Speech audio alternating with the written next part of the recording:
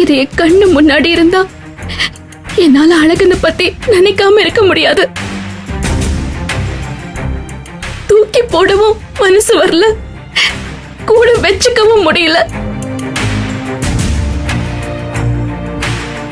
என் அழகனோட நினைவுகளையும் நான் அழிக்க விரும்பல.